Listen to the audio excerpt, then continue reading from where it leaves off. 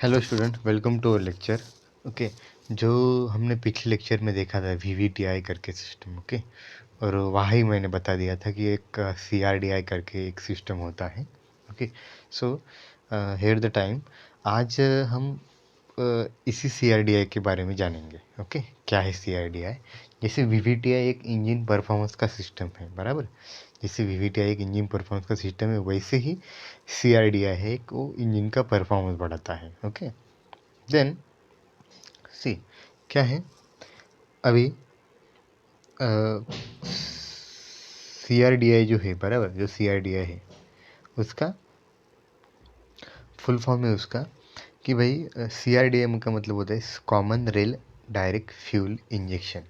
क्या? Common rail direct fuel injection, या common rail direct injection भी हम बोल सकते, C R D I. Okay, see ये जो generally C R D I है वो यूज़ होता है हमारे प्रेजेंट जो हमारे डीजल इंजन है, मतलब ज़्यादातर डीजल इंजन जो डीजल पे जो गाड़ियाँ चलती है आज के टाइम पे, वो सब C R D I use करती है मोस्ट ऑफ द, मतलब आप बोल सकते हैं मेजॉरिटी बोल सकते हैं। Okay, so C R D I, वो तो सी आर डी आई की वजह से क्या होता है, जो हमारे इंजन का परफॉर्मेंस है वो बढ़ जाता है, तो पावर भी बढ़ जाती है, और जो हार्मफुल इमिशंस होते हैं डीजल इंजन से, इमिशंस पता है ना आपको, जब जब उसको हम धुआं बोलते हैं, जिसकी वजह से पोल्यूशंस के बहुत प्रॉब्लम्स आते हैं, बराबर। तो जो सी आर डी आई है, बराबर, तो ये सी आर डी आई की वजह से वो क्या जो रिड्यूस हो जाता है harmful emission. Okay, then it is a modified form of direct fuel injection system that is used in the petrol and diesel engine. Okay, सी ये जो हमारा डायरेक्ट फ्यूल इंजेक्शन सिस्टम होता है, पर उसका ये मॉडिफाइड फॉर्म है। ओके, तो आपको ये ध्यान में नहीं रखना है, लेकिन आपको सिर्फ ये ध्यान में रखना है इधर कि भाई जो हमारा सी आर डी आई है, बराबर, उसका फुल फॉर्म क्या है। तो उसका फुल फॉर्म क्या है? Common rail direct injection. Okay, common rail direct injection. Okay, so तो मैं कब कब से 2-3 मिनट हो गया कि यही बात बोल रहे हो कि C R D I, C R D I को मतलब भाई सी आर डी आई होता क्या है? क्या सी आर डी आई होता क्या है? ओके, तो सी आर डी आई क्या होता है भाई कि देखिए, मैं आपको एक जनरली अच्छे से बताता हूँ। ओके, ये हमारे फ्यूल इंजेक्टर है, कौन से? ये वाले हमारे फ्यूल, ये वाला, ये वाला, ये वाला और ये वाला हमारा फ्यूल इंजेक्टर, मतलब ये 4 सिलेंडर इंजन है हमारा। ओके, तो उसमें क्या है, पहले क्या होता था कि भाई जो अगर हमने 4 सिलेंडर इंजन दिया, मतलब क्या, 4 सिलेंडर 4 पिस्टन, बराबर, तो 4 सिलेंडर इंजन लिया, तो उसके लिए क्या, हर एक के लिए अलग अलग हमको सप्लाई पंप या प्रेशर पंप रहता था, वो हमको बिठाना पड़ता था। ओके, लेकिन इसमें ऐसा कुछ नहीं है सी आर डी आई में। इसमें क्या है भाई, एक ही पंप है। क्या? एक ही पंप है, बराबर। देन क्या है, जो हमारा फ्यूल टैंक है उससे क्या होता है, फ्यूल यहाँ जाता है, बराबर, ध्यान में अच्छे से देखिए, फ्यूल टैंक से फ्यूल इधर चला गया। ओके, फिर उसके बाद फिल्टर होता है, फिर सप्लाई पंप में आता है, फिर डायरेक्ट यहाँ जाता है, बराबर। यहाँ ये इसको बोलते हैं, ये जो आपको नली नली नली दिख रही है ना, ये वाली, देखो ये वाली नली दिख रही है, बराबर, उसको बोलते हैं कॉमन रेल। क्या बोलते हैं उसको? Common rail. मतलब क्या, उसी कॉमन रेल से, रेल मतलब एक ट्यूब होती है। क्या? रेल मतलब एक छोटी सी ट्यूब होती है, ट्यूब। ओके, उस ट्यूब का सप्लाई हर एक फ्यूल इंजेक्टर को दिया होता है, बराबर। देखो, हर एक का सप्लाई दिया हुआ है। ओके, मतलब क्या, हमने क्या किया, हर फ्यूल इंजेक्टर के लिए अलग अलग ट्यूब न यूज़ करते हुए हमने क्या किया कि भाई ऐसा करो कि एक ही ट्यूब लो, बराबर, एक ही ट्यूब लो, और उसके ऊपर ही सब फ्यूल इंजेक्टर माउंट कर दो, या उसके ऊपर ही सब फ्यूल इंजेक्टर उनको बिठा दो। ओके, ऐसे लाइन से बिठाए होते, ये यहाँ दिखाई है ना, बराबर, ये वाला बिठाया है, ये वाला बिठाया है, ये वाला बिठाया है, ये वाला और ये वाला, मतलब ऐसे लाइन से दिया हुआ है। ओके, तो आपको समझ में आया होगा एक क्या है। सो यहाँ क्या होता है, जो मैं पहले आपको, जो पहले इंजन यूज़ होते हैं before C I D I, उसके बारे में थोड़ा बता देता हूँ। ओके, कि भाई हर फ्यूल इंजेक्टर के लिए उनका अलग ट्यूब होता है, होता था, और अलग समटाइम अलग सप्लाई पंप भी होता था, बराबर। मतलब इसके ये फ्यूल इंजेक्टर की अलग ट्यूब, उसका अलग सप्लाई पंप, ये फ्यूल इंजेक्टर की अलग ट्यूब, ये अलग supply, most of the time ऐसा होता था। कभी कभी कॉमन भी होता था, लेकिन तो उसकी वजह से होता क्या था, जो इंजन का जो परफॉर्मेंस था वो नहीं बढ़ रहा था, बराबर, ज़्यादा मटेरियल लग रहा था, ज़्यादा वेट हो रहा था। तो ये सब ओवरकम करने के लिए, क्या ये सब ओवरकम करने के लिए एक CRDI नाम का जो कंसेप्ट है वो लाया गया। ओके, क्या CRDI नाम का जो कंसेप्ट है वो लाया गया, बराबर। तो अभी क्या है, ओके, तो CRDI में अभी क्या है कि भाई हर एक को अलग ट्यूब ना यूज़ करते हुए हर एक को अलग सप्लाई पम्प, देखिए ये सप्लाई पम्प है, बराबर। सप्लाई पम्प का काम क्या होता है कि भाई जो फ्यूल है उसका प्रेशर बढ़ा देना। ओके, मैं बताऊंगा आपको कि CRDI में कितना प्रेशर होता है, आप इमेजिन भी कर सकते हैं इतना ज़्यादा प्रेशर होता है। ओके, सो CRDI में क्या होता है कि भाई हर एक के लिए अलग ट्यूब नहीं यूज़ करते हुए एक कॉमन ट्यूब यूज़ करेंगे, उसको बोलते हैं हम कॉमन रेल। क्या, उसको बोलते हैं हम कॉमन रेल, उस ट्यूब का नाम रेल है, बराबर। उस पे हर एक पे फ्यूल इंजेक्टर लगाया हुआ है, बराबर, हर एक पे फ्यूल इंजेक्टर लगाया हुआ है। ओके, देन वहाँ ही हमारे ECU होते हैं। ECU मतलब इलेक्ट्रॉनिक कंट्रोल यूनिट करके ये वाले हैं ना, बराबर। ECU इलेक्ट्रॉनिक कंट्रोल यूनिट करके ये जो है हमारे ये फीडबैक, मैं बोल रहा था कि सेंसर्स वगैरह फीडबैक जो मैकेनिज्म होता है, और हमने पहले ही डिस्कस कर लिया। ECU मतलब कि इलेक्ट्रॉनिक कंट्रोल यूनिट, इसको जनरली वही बोला जाता है। मतलब क्या, वहाँ इलेक्ट्रॉनिकली मतलब सेंसर लगाए होते हैं, बराबर। तो सेंसर्स लगाने के बाद क्या होता है, सेंसर्स इनपुट देता है ECU को, और ECU उसके हिसाब से ये सब मैनिपुलेशन करता है। ओके, देन क्या है, मैं कहा था कि भाई common rail, okay, common rail, यहाँ कॉमन रेल लगाया हुआ है। ओके, सो मेरा कहना एक ही कि भाई यह कॉमन रेल लगा दिया, बराबर, लेकिन अभी हम बात करते हैं कि भाई ये प्रेशर कितना बनता है CRDI में, क्या ये प्रेशर कितना बनता है। तो यू कांट बिलीव, या बहुत ज़्यादा प्रेशर बनता है, हम ऐसा बोल सकते हैं कि ये जो प्रेशर बनता है वो बनता है 1000 बार। यू कांट इमेजिन, देखो 1000 बार, ओके, 1000 बार।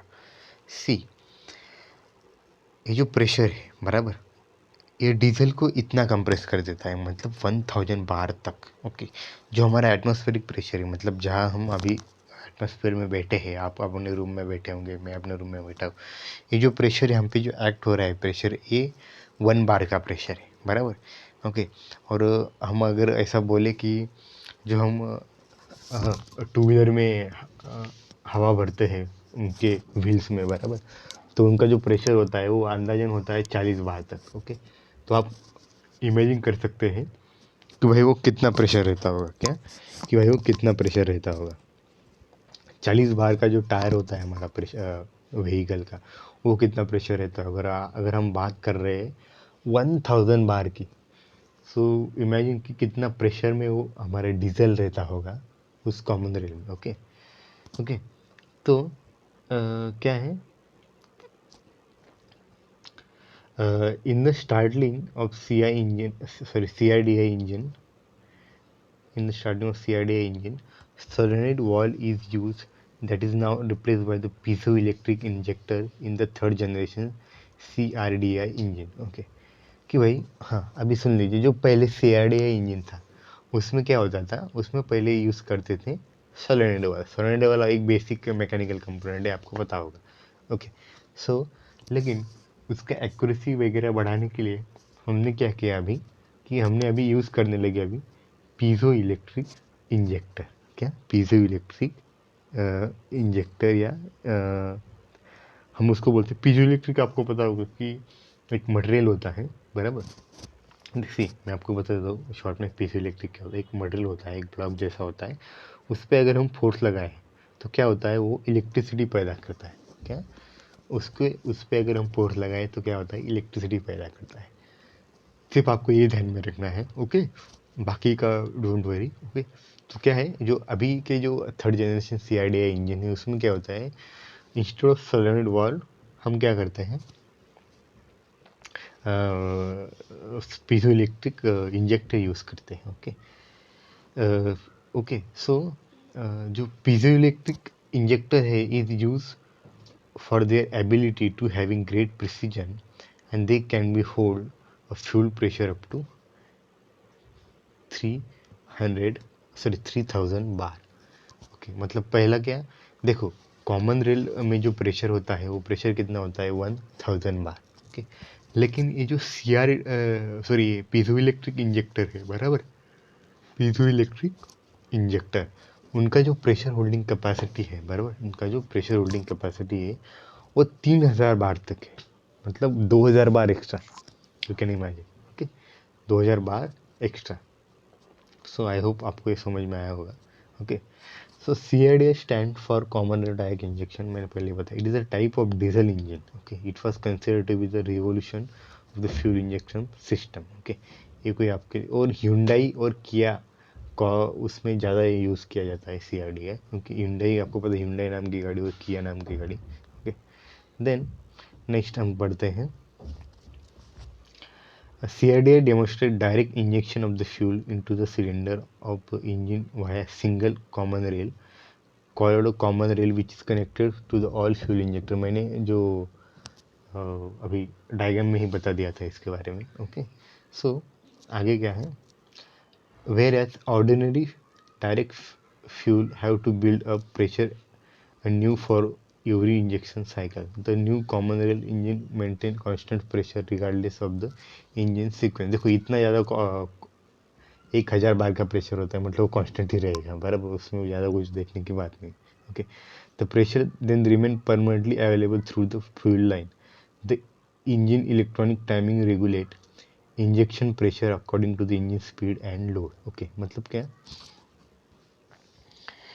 इंजन जो इलेक्ट्रॉनिक टाइमिंग है, वो जो इंजेक्शन का टाइमिंग इंजेक्शन का होता है, वो प्रेशर के अकॉर्डिंग, मतलब the fuel engine electronic timing regulate injection pressure according to the engine speed and load. जो इंजेक्शन प्रेशर है उसके अकॉर्डिंग वो स्पीड एंड लोड को कंट्रोल करता है। Okay, okay, the ECU modifies injection pressure precisely and as needed. मतलब जो ECU है, इलेक्ट्रॉनिक कंट्रोल यूनिट है, जो मैंने पहले बताया, electronic control unit. Okay, electronic control unit वो उसके हिसाब से प्रेशर तैयार करता है कि भाई कितना प्रेशर लगने वाला है।